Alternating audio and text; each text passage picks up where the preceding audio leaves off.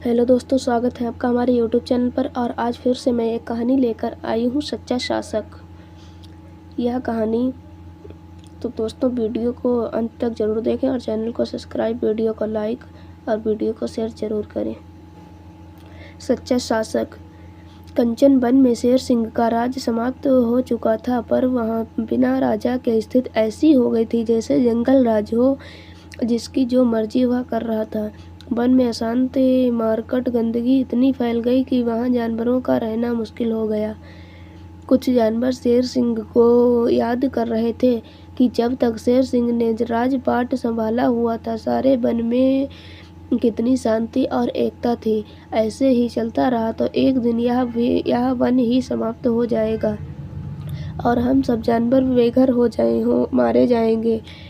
गोलू भालू बोला, कोई ना कोई उपाय तो करना ही होगा। क्यों न सभी कहीं सहमत से हम अपना कोई राजा चुन ले, जो शेर सिंह की तरह ही हमें पुनः एक जंजीर में बांधे और वन में एक बार फिर से अमन शांति के स्वर गूंज उठे।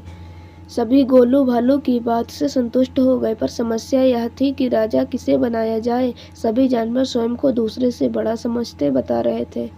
सोनू मोर बोली, क्यों ना एक पंखुड़े तक सभी को कुछ ना कुछ काम दे दिया जाए, तो अपने काम को सबसे अच्छे ढंग से करेगा उसे ही यहाँ का राजा बना दिया जाएगा। सोनू स्वीटी की बात से सहमत हो गए और फिर सभी जानवरों को उनकी योग्यता के आधार पर काम दे दिया गया। बिम्पी लोमड़ी को मिट्टी हटाने का काम दिया गया, तो भोलू बंदर को पेड़ों पर लगे जाल हटाने का, सोनी हाथी को पत्थर उठाकर एक गड्ढे में डालने का काम सौंपा गया था और मोनू खरगोश को घास की सफाई की। जब एक पखवाड़ा बीत गया तो सभी जानवर अपने कार्यों का ब्यौरा लेकर एक मैदान में एकत्रित हो गए। सभी जानवरों ने अपना काम बड़ी सफाई और मेहनत से पूरा किया था। सिर्फ सोनू हाथी था जिसने एक भी पत्थर गड्ढे में नहीं डाला था। अब एक समस्या फिर खड़ी हो गई कि आखिर किसके काम को सबसे अच्छा माना जाएगा। बुद्धिमान मोनू खरगोश ने युक्ति सुझाई, क्यों ना मतदान करा लिया जाए, जिसे सबसे ज़्यादा मत मिलेंगे उसे ही हम राजा चुन लेंगे।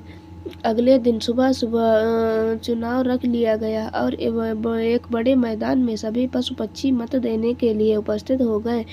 मतदान समाप्त होने के 1 घंटे पश्चात मतों को गिनने का काम शुरू हुआ।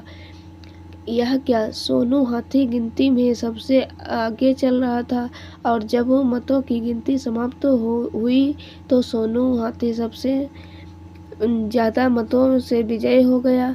सभी जानवर एक दूसरे का मुंह ताक रहे थे। तभी पक्षी राजगरुड़ वहां उपस्थित हुए और उपस्थित सभी जानवरों को संबोधित करते हुए बोले, सोनू हाथी प्रतिदिन पत्थर लेकर गड्ढे तक ले जाता था, किंतु जब उसने देखा कि उस गड्ढे में मेरे अंडे रखे हुए हैं तो वह पत्थर को उसमें न डालकर पास ही जमीन पर एकत्रित कर रहा था। सोनू ने अपने राजा बनने के लालच को छोड़ और एक जीव को बचाना ज़्यादा उपयोगी समझा। उसके इस परोपकार की भावना को देखकर हम पक्षियों ने तय किया कि जो अपने लालच को छोड़कर दूसरों के सुख दुख का ध्यान रखे वही सच्चे तौर पर शासक बनने का अधिकारी है। और चूंकि वन में भी पक्षियों की संख्या पशुओं से अधिक थी, इसलिए सोनू हाथी चुनाव में जीत गया। इस कहानी से हमें यह सबक मिलता है, सच्चा शासक वही होता है जो परोपकार की भावना को सर्वोच्च स्थान दे। दोस्तों, वीडियो को लाइक, चैनल को सब्सक्राइब और वीडियो को शेयर ज़्यादा से ज़्यादा करें। धन्यवाद।